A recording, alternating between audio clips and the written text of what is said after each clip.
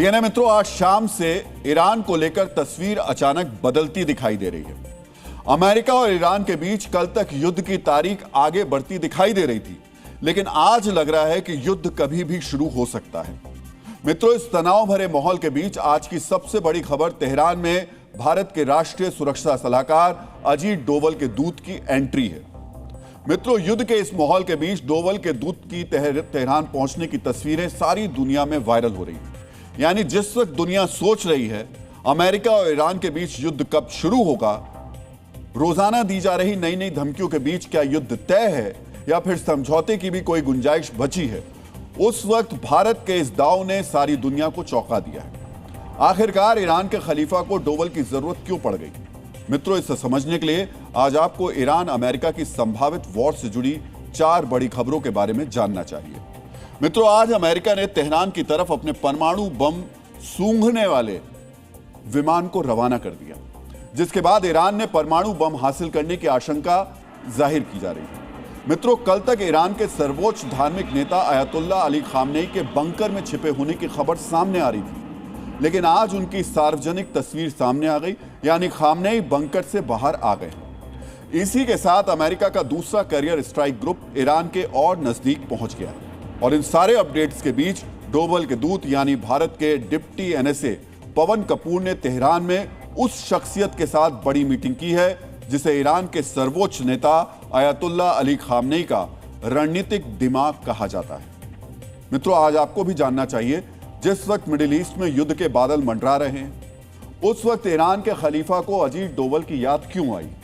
डोवल ने अपने दूत को खामनेई के बुलावे पर तेहरान भेजा, या इस दौरे के पीछे भारत का कोई हित छिपा हुआ? आज आपको यह भी समझना चाहिए कि कुछ दिन पहले यूएन में ईरान के पक्ष में वोटिंग करने वाला भारत अगर इजराइल का पक्का दोस्त है, तो इस तनाव भरे माहौल में युद्ध छिड़ने से ठीक पहले तेहरान के साथ यह बड़ी मीटिंग क्यों हुई और इस मुलाकात के जरिए अमेरिका और इजराइल को भारत ने क्या संदेश दिया है, आज आपके लिए यह जानना जरूरी है। कहीं इस हाई प्रोफाइल मुलाकात की वजह पाकिस्तान तो नहीं है और इस मुलाकात का मिडिल ईस्ट पर क्या प्रभाव पड़ने वाला है? लेकिन इससे पहले आप उस खबर के बारे में जानिए जिसकी आशंका सच निकली तो मिडिल ईस्ट का युद्ध दुनिया की तबाही की वजह भी बन सकता है। डीएनए मित्रों, आज अमेरिका के ऑफ्ट एयरफोर्स बेस से WC-135R कांस्टेंट फिनिक्स विमान ने उड़ान भरी। इस विमान को न्यूक स्नाइपर यानी कि परमाणु बम को सूंघने वाला विमान कहा जाता है और यह अमेरिकी विमान यूरोप होते हुए मिडिल ईस्ट की तरफ जा रहा है। जिस ऑफ्ट एयरफोर्स बेस से इस विमान ने उड़ान भरी वो अमेरिका का सबसे संवेदनशील और रणनीतिक सैन्य अड्डों में से एक है, जहां कुछ खास तैयारियां की जाती हैं। अमेरिका के नेब्रास्का राज्य में स्थित इस एयरबेस में अमेरिकी सामरिक कमान का मुख्यालय है, जो अमेरिका के परमाणु हथियारों को संभालता है। न्यूक्लियर डिटरेंस यानी परमाणु हथियारों के जरिए दुश्मन को हमला करने से रोकने की योजना भी यहीं बनती है। अमेरिका पर होने वाले मिसाइल हमले से सुरक्षा और साइबर और स्पेस ऑपरेशन की रूपरेखा भी यहीं पर तैयार की जाती है। यानी आप कह सकते हैं, जिस एयरबेस से अमेरिका के परमाणु बम सूंघने वाले विमान ने उड़ान भरी, वहीं पर अमेरिका का न्यूक्लियर दिमाग भी बैठता है। अब आप समझिए, इस विमान के उड़ान भरने का ईरान युद्ध के विनाशकारी होने से क्या संबंध है? अमेरिका का WC-135R कांस्टेंट फिनिक्स विमान जब यहां से उड़ता है तो आमतौर पर यह कोई सामान्य ट्रेनिंग मिशन नहीं होता है, बल्कि दुनिया के किसी हिस्से में परमाणु गड़बड़ी के संकेत होते हैं। और फिलहाल यह विमान यूरोप होते हुए मिडिल ईस्ट की तरफ बढ़ रहा है। यानी अमेरिका को पूरा शक है मिडिल ईस्ट में कोई परमाणु घटना हो रही है और इस उड़ान को दुनिया भर के डिफेंस एक्सपर्ट्स सीधे ईरान के परमाणु बम से जोड़कर देख रहे हैं। आज आपको इसकी वजह भी जाननी चाहिए। अमेरिका का यह विमान उस वक्त ही अपना एयरबेस छोड़ता है जब अमेरिका को किसी देश पर न्यूक्लियर टेस्ट का शक हो या फिर युद्ध जैसे हालात में किसी देश ने अमेरिका को न्यूक्लियर हथियारों की धमकी दी हो। मतलब यह विमान पता लगाता है कहीं एटमी विस्फोट, न्यूक्लियर टेस्ट या रेडिएशन लीक तो नहीं हुए।